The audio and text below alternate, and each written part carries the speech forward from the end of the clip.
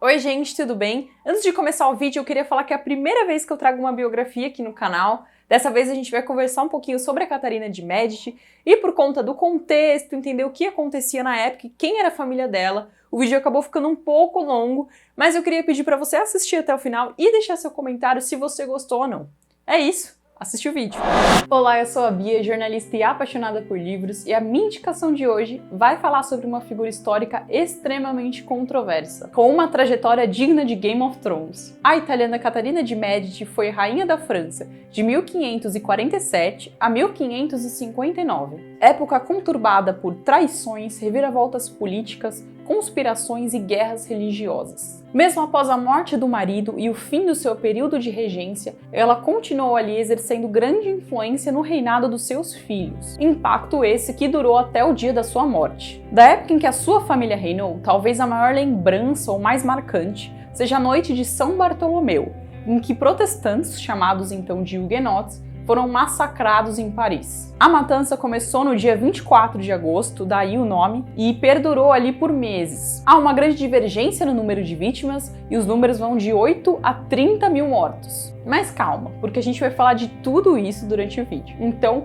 vem conhecer a biografia de uma mulher sutil, destemida e por muitas vezes bastante cruel. Confira uma história que envolve Maquiavel, Michelangelo e muitos outros nomes famosos.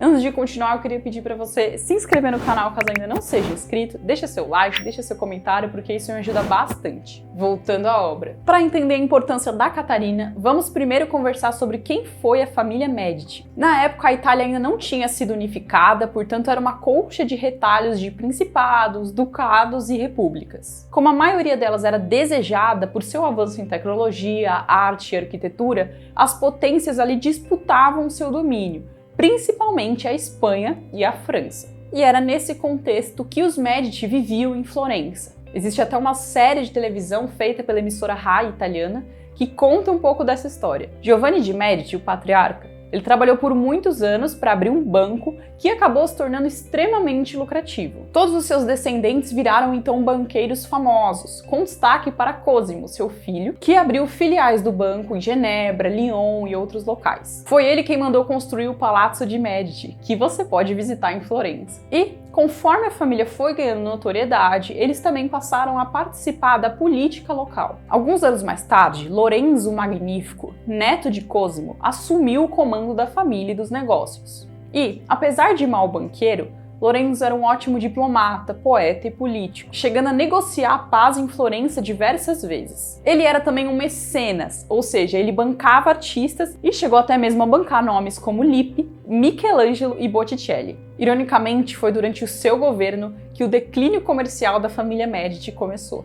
Ele teve 3 filhos, Piero, Giuliano e Giovanni. Piero, o mais velho, era mal equipado para governar e algumas das suas más decisões acabaram com toda a família ejetada de Florença, no exílio. As propriedades deles então foram ou confiscadas pela República ou tomadas por outras famílias. Mas, aos poucos, o seu irmão Giovanni, que era cardeal desde os 13 anos e considerado extremamente inteligente, começou a tramar a volta da família para Florença. E foi em 1512 que a oportunidade perfeita apareceu. Soderini, que governava ali na época, havia negado o apoio a uma liga que lutava contra o domínio francês na região. Como vingança, a liga foi atrás dele e ele teve que partir com todos os seus aliados, fugindo. Entre eles estava Maquiavel, já cansado de ter que ali fugir de um lugar para o outro. Essa oportunidade, então, foi aproveitada por Giovanni, que, sabendo da ausência de Soderini, trouxe toda a sua família de volta para Florença,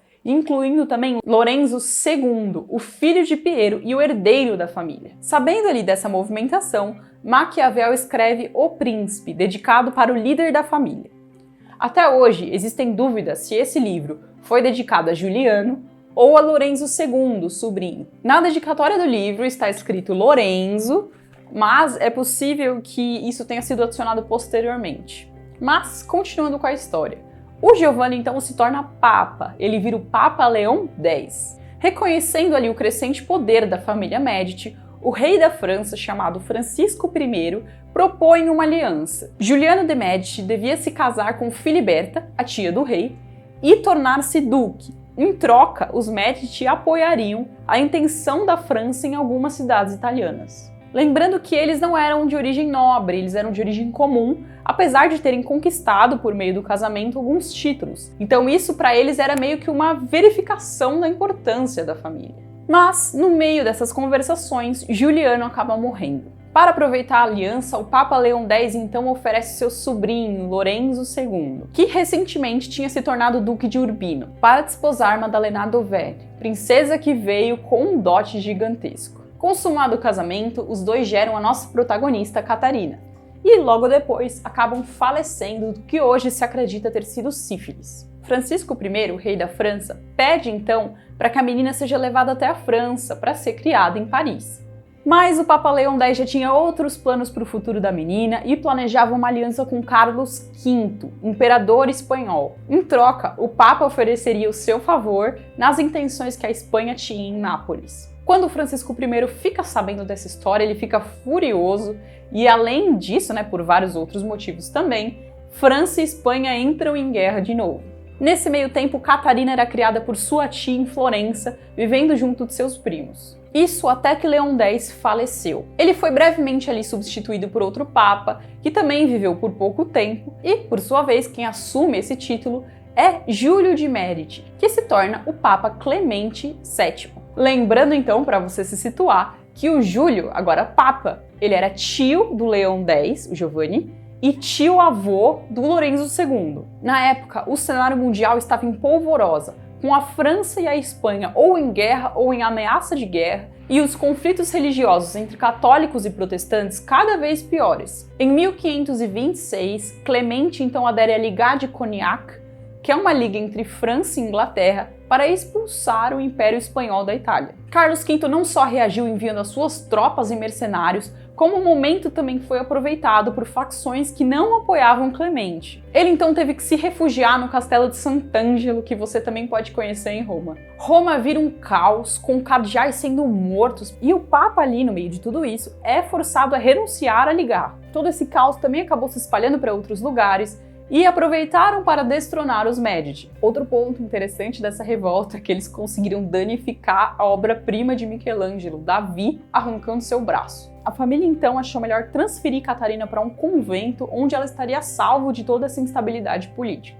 O Partido do Povo, que era ali um partido extremista da região, também via esse enfraquecimento da família Médici como uma oportunidade para atacar e assassinar Catarina. Dessa vez, então, o Papa acabou pendendo para o lado espanhol, pedindo ajuda e concedendo a Carlos V títulos. Então, logo as tropas espanholas chegaram na cidade, acabaram com a rebelião e os Médici puderam de novo garantir o seu comando. Clemente, então, percebe a fragilidade que Catarina tinha estando naquele local e atrás para ficar com ele em Roma, onde ela aprende sobre arquitetura, sobre arte, astronomia e muitas outras coisas que são paixões dela e que a gente pode perceber na obra. Foi nessa mesma época que ela recebeu a proposta de se casar com Henrique, o segundo filho do rei da França. Isso representava para Clemente tudo o que ele mais queria, estar nos favores da Espanha e também da França. Mas para isso ele teve ali que manter um segredo, então eles fizeram todos os preparativos e Carlos V só ficou sabendo dessa união depois que ela já tinha sido consumada. Isso porque, em algumas das linhas invisíveis, a Itália cedia algumas cidades à França. Bom, lembrando que Henrique era o segundo filho do rei, ou seja, ele não tinha ali ambições do trono francês. E, por muitos anos, havia sido um prisioneiro espanhol. Isso ali foi consequência de um erro estratégico do seu pai. Em uma das lutas entre Império e França, Francisco I acabou se jogando na linha de frente, seus homens acabaram mortos e ele capturado. O imperador mandou que o levassem a Madrid, onde ele foi obrigado a assinar um tratado, o Tratado de Madrid, em que ele reconhecia que Milão e algumas outras cidades pertenciam à Espanha e não à França. Além disso, como era viúvo, ele também acabou se casando com a irmã de Carlos. E, não bastasse a humilhação, para garantir que ele cumpriria esse acordo, ele acabou tendo que deixar seu filho mais velho e Henrique como prisioneiros na Espanha. No começo, os dois eram tratados super bem, mas depois, com o tempo, Quando Carlos foi percebendo que Francisco não tinha a intenção de cumprir o que ele tinha acordado, esse tratamento mudou completamente. Com medo de uma possível fuga, Carlos V mandou que os dois meninos, na época meninos, eram crianças, fossem guardados em uma cela, vigiada por soldados e um colchãozinho de palha sem nenhum tipo de iluminação natural. A situação, porém, se mostrava cada vez mais insustentável. Isso porque as batalhas na Itália custavam caro. Em alguns anos, as duas potências acabaram assinando a paz. Os franceses então abriram mão de uma parte da Borgonha em troca dos dois filhos de Francisco. Quando voltaram à França, os dois eram pessoas completamente diferentes devido a anos de privações. Eles eram quietos, meio carrancudos, não gostavam muito de conversar, extremamente fechados, e Francisco não sabia como lidar com isso. Ele que, por sua vez, era uma pessoa expansiva e que gostava de falar, então os três acabaram se afastando. Essa situação fez com que Henrique acabasse se afeiçoando por Montmorency, um grão-duque bem mais velho, experiente, um grande guerreiro militar, culto e nobre, e que acabou ali representando uma figura paterna. Francisco de Guise também se tornou um grande amigo do príncipe, já que os dois partilhavam o amor pela batalha e pela fé católica. Para o casamento, Papa Clemente e Francisco I, rei da França, arranjaram uma cerimônia colossal. Clemente pegou um empréstimo com seu tio para poder pagar o dote de Catarina e também mandou com que seu parente Médici aumentasse os impostos em Florença para que a cerimônia fosse bancada. O casamento ocorreu bem, e Francisco, logo depois do fim da cerimônia, já declarou as intenções francesas de tomar Borgonha, agora que ele contava com o apoio papal. Alguns meses depois, porém, o Papa Clemente morre, deixando promessas não cumpridas, um dote não totalmente pago e diversas dívidas. Catarina, então, se viu em uma situação extremamente fragilizada. Então ela logo tratou de fazer amizade com as irmãs de Henrique. Ela também conquistou ali o favor principalmente do seu sogro, que já tinha uma afeição natural à menina. Mas, além da preocupação com a garantia ali da sua posição política, outro fantasma também a assombrava: o fato de que ela estava demorando para conceber um filho. A situação só piorou quando Francisco II, o filho mais velho e, portanto, o herdeiro natural do trono, acabou morrendo de pleurisia, ou seja, o próximo na linha de sucessão era seu marido Henrique. Era preciso então que ele, o quanto antes, gerasse um filho. Em meio a todos esses problemas e turbilhões políticos, Catarina sempre buscava um jeito de assegurar a sua posição. E, como a gente pode ver claramente durante toda a biografia, esse foi um sentimento que a norteou durante a vida inteira. Os de Guise, agora mais próximos de Henrique do que nunca, davam ali conselhos de que ele deveria deixá-la e casar com uma moça de sua família para que pudesse garantir os seus filhos logo. Caso você esteja se perguntando, sim, eles são parentes da Marie de Guise. O Duque Francisco de Guise é irmão de Marie, que, por sua vez, era mãe e regente da Mary Stuart, a rainha dos escoceses. Ela também é um personagem que você vai conhecer profundamente caso decida ler a obra. Bom, durante todos esses problemas da França, Henrique também acaba se aproximando de Montmorency, dando a ele o cargo de condestável, o maior cargo militar da França. Essas duas famílias, a de Montmorency e os de Guise, eram extremamente católicos e teriam um grande impacto em todas as decisões tomadas no Reino da França por muitos anos. É interessante pontuar também que durante todos os períodos de guerra que se seguiram, a Catarina ficou na França como regente, ganhando experiência. Os problemas religiosos foram ficando cada vez mais frequentes, então enquanto alguns nobres apoiavam o protestantismo, como o Antoine de Bourbon, o rei abriu a Inquisição Francesa. Dela participaram o cardeal de Lorena, o cardeal de Bourbon, que ironicamente era irmão do Antoine, e Chatillon, que era sobrinho do Montmorency. Então, enquanto esses problemas cresciam e começavam a borbulhar na França, Catarina finalmente concebeu o primeiro filho. Mas a boa notícia veio acompanhada de uma notícia um pouquinho assustadora. Seu sogro acabara de cair doente. Francisco I não demoraria então muito a morrer, deixando Henrique como rei da França e Catarina como rainha. Como rei, Henrique nomeia Montmorency como presidente do seu conselho privado e o outro sobrinho dele, chamado Gaspar de Coligny, como coronel. A família de Guise também recebeu diversos favores, com o duque Francisco se tornando mestre de caça.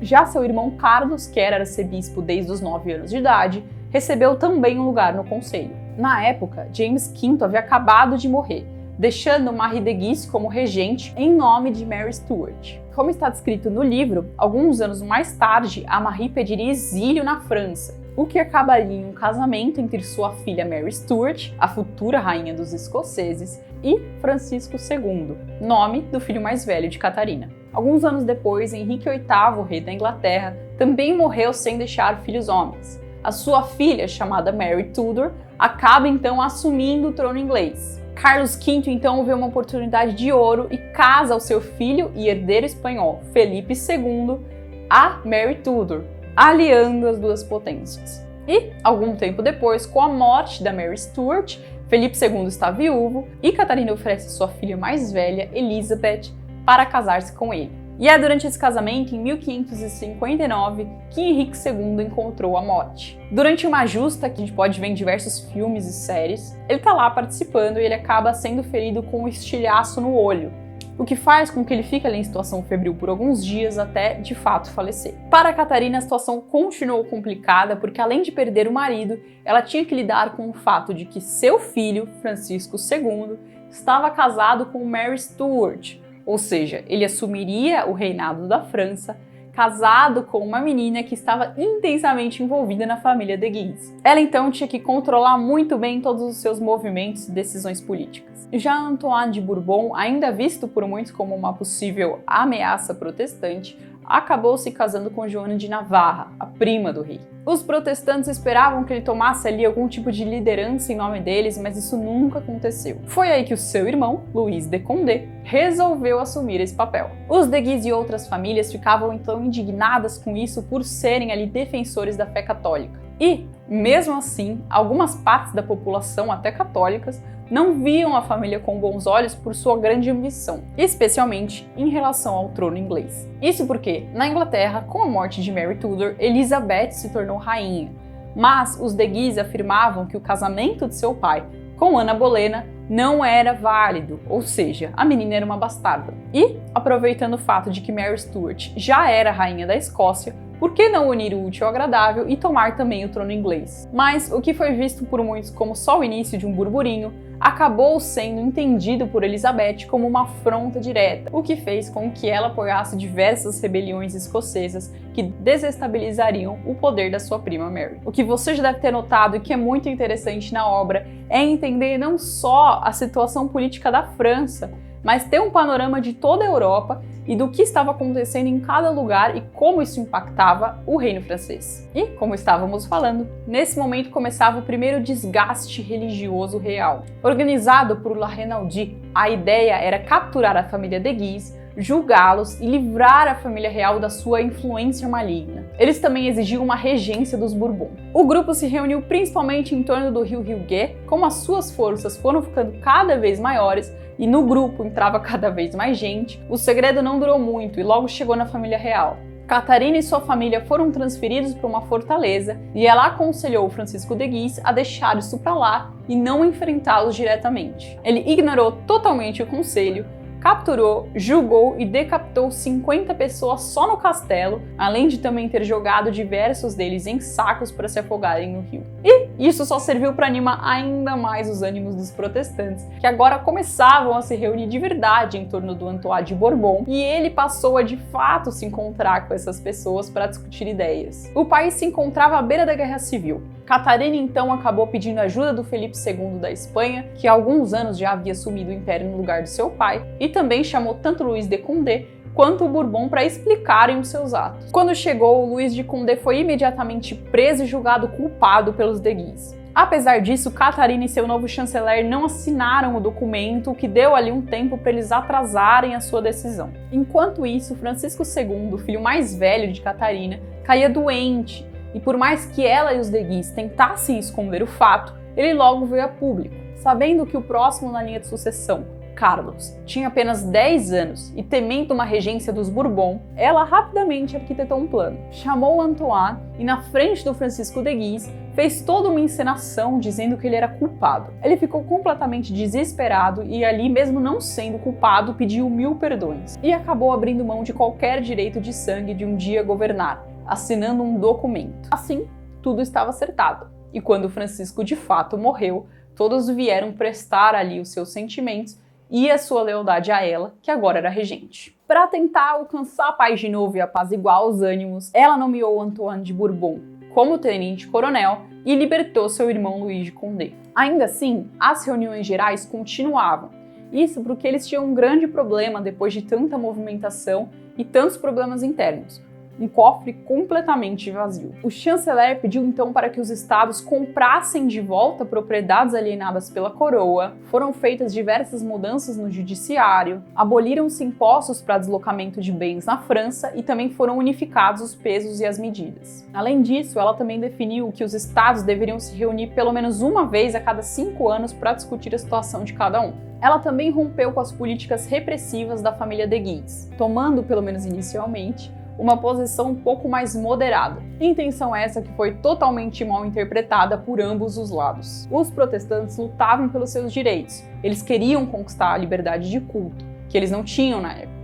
Ao mesmo tempo, os católicos achavam isso um absurdo e uma infidelidade da rainha à fé. Essas medidas fizeram com que, em 1561, surgisse o Triunvirato, que era a união do Montmorency, os de Guise e o Marechal de Saint-André. O objetivo era fortalecer a fé católica e, se preciso, remover a Catarina do poder. O triunvirato passou a ser apoiado pelo Papa, pelo Felipe II, que achava as medidas de Catarina muito fracas, na cabeça dele ele era uma pessoa sem princípios, e chegou ao ponto dos três simplesmente irem embora do castelo sem a permissão da rainha. Temendo ali o que pudesse acontecer, ela convocou o parlamento e lá eles foram discutindo as questões religiosas. Em reuniões que duraram por semanas, o resultado foi proibir definitivamente todo o culto protestante. Catarina não entendia muito bem todo esse alvoroço, porque na cabeça dela as diferenças eram poucas e ela não via que aquilo ia acabar em uma cisão da igreja. E mesmo com essa conclusão que a gente acabou de ver, o Papa ficou extremamente bravo, porque para ele o assunto só deveria ser discutido no Concílio de Trento. Ele então enviou um cardeal até a França para ter certeza de que tudo aquilo ali acabaria, mas Catarina decide continuar mesmo assim. Além de continuar sim com as reuniões e também permitir o colóquio de Poissy, onde diversos protestantes foram lá discutir ideias, ela também aprovou um édito que liberava a religião protestante. Ela legalizava a religião, mas apesar disso, em diversas cidades, os protestantes ainda não podiam se reunir em cultos. E, de novo, o que deveria ser apaziguador só serviu para tacar mais lenha na fogueira.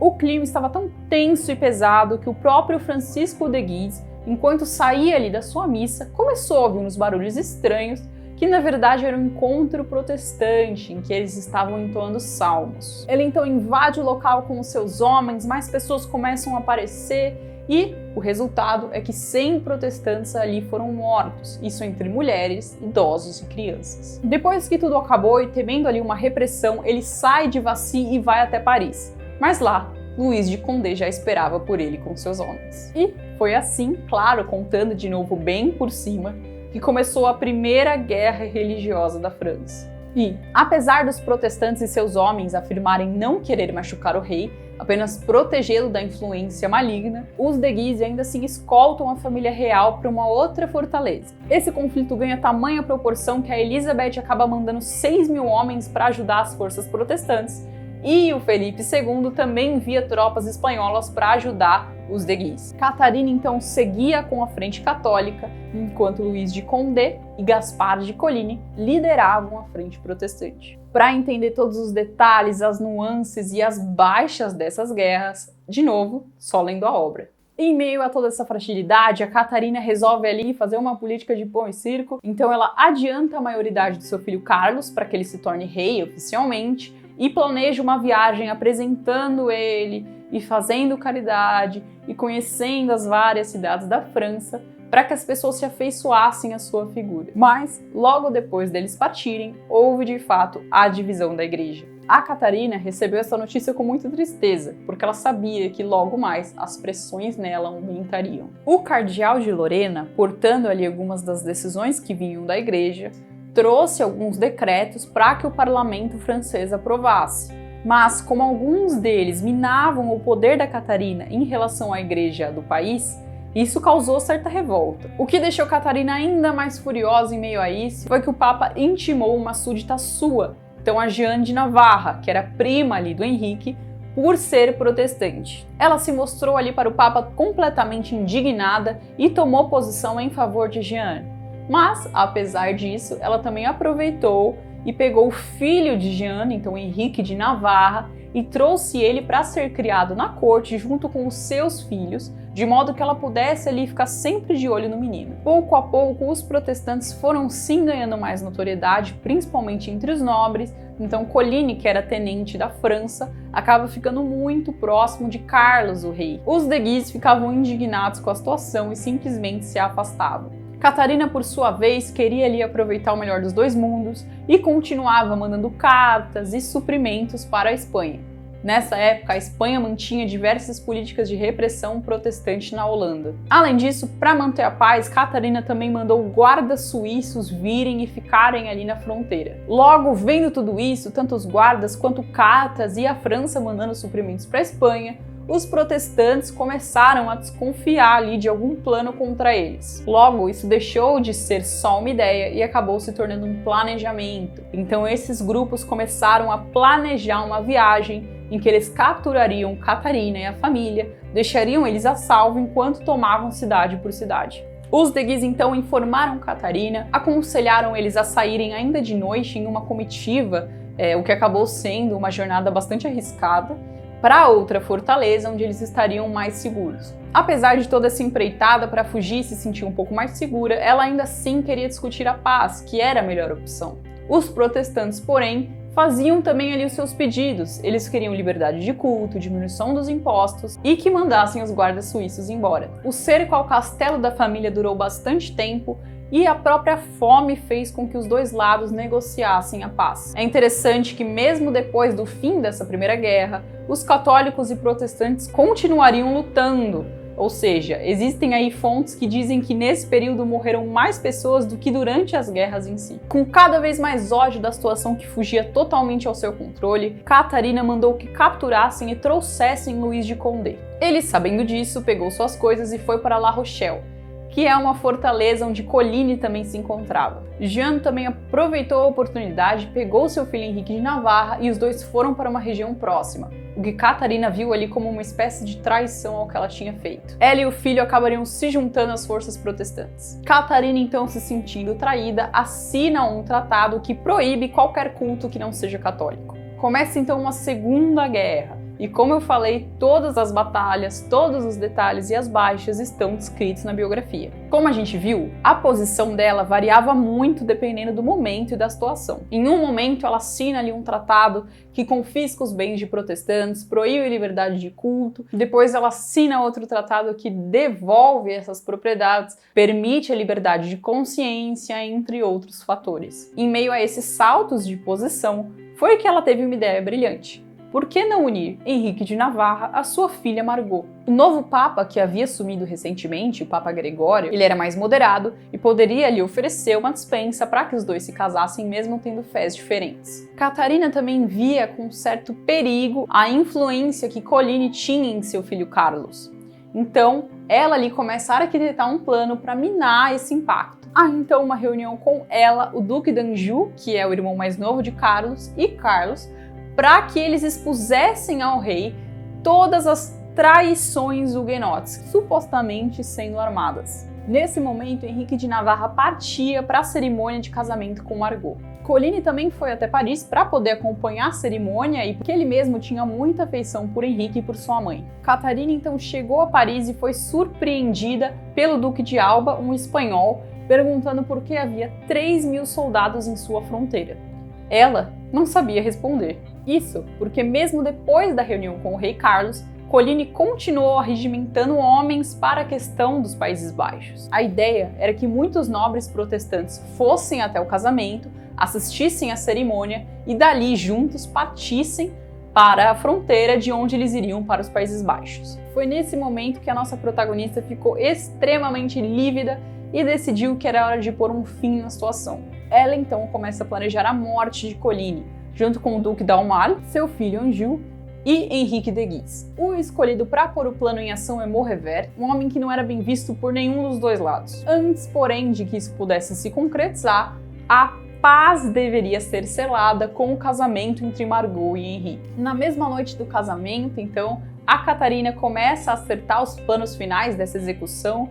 Então existe um hotel em que o Coligny estava hospedado e na frente existe um claustro, do outro lado de uma praça. Nesse claustro, que pertencia ali ao Duque d'Aumale, nele o Maurevert se esconderia com uma arma para poder pegar o Coligny enquanto passasse. Todos devidamente posicionados, chega o outro dia, o Coligny vai até uma reunião presidida por o Duque d'Anjou e faz o caminho de volta para casa. Só que eles não contavam com uma coincidência estranha. Na hora em que Maurevert vai dar o tiro, ele abaixa para amarrar o cadarço. Isso faz com que o tiro pegue no seu braço e não na sua cabeça. Ou seja, ele não morre.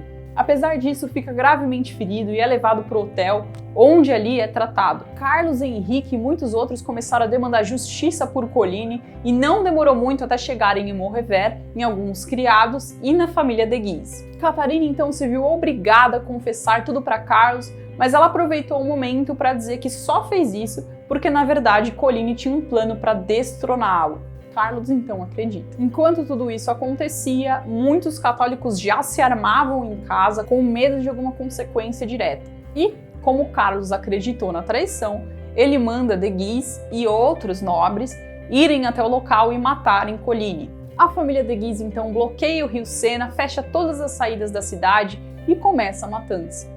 Além disso, eles também armaram cidadãos comuns que eram católicos para também lutar com os protestantes comuns. Navarra e Condé eram os únicos huguenotes protegidos, já que os católicos e realistas da cidade matavam mulheres, crianças, idosos e qualquer pessoa que eles encontrassem pela rua. Logo, os corpos estripados e degolados começaram a formar pilhas nas cidades. Existem cenas descritas, por escritos que eles encontraram, que são bastante gráficas e difíceis de engolir, como a morte de uma grávida, por exemplo. Ao todo, naquela noite e nos dias em que se seguiram, estima-se a morte de 3 a 4 mil protestantes em Paris e cerca de 30 mil no total da França. Para explicar a situação, no dia seguinte, Carlos soltou um comunicado dizendo que isso, na verdade, era só uma consequência de um conflito entre os de Guise e a família do Coligny. Nas semanas que seguiram, como a barbárie não parava, ele teve que soltar um outro comunicado dizendo que na verdade houve um levante protestante e que eles só reagiram. Carlos, depois disso, reuniu Navarre e Condé e contou para ele todos os crimes de Coligny, fazendo com que os dois se convertessem ao catolicismo de maneira forçada. Como em La Rochelle, que era um recôndito ali protestante, a luta continuou por bastante tempo, o rei resolveu assinar um édito que concedia liberdade de culto naquele local. Como você vai ver no livro, todos esses fatos, em especial a noite de São Bartolomeu, tiveram grandes consequências para a família e vão ecoar na reputação da Catarina e de todos eles pelo resto da eternidade. Lembrando que esse foi um recorte extremamente pequeno e superficial de toda a história que é contada no livro. Nele, você conhece os gostos, as inclinações e os pensamentos escritos e deixados documentados de Catarina, além da sua luta constante para manter a família e a si mesma no poder, o que forma um panorama completo para o leitor. Como eu também já disse, além de entender o que acontecia na França da época, você também tem um cenário de toda a Europa, das suas movimentações e de como coisas que aconteceram em outros países também influenciaram o reino francês. Ou seja, é uma leitura que vale muito a pena. Lembrando que, na descrição, eu deixei o meu link da Amazon. Comprando por ele, você ajuda o canal a se manter. Eu também deixei a biografia da Mary Stuart, porque ela é uma personagem citada diversas vezes na história e também extremamente interessante. É isso, até a próxima e boa leitura!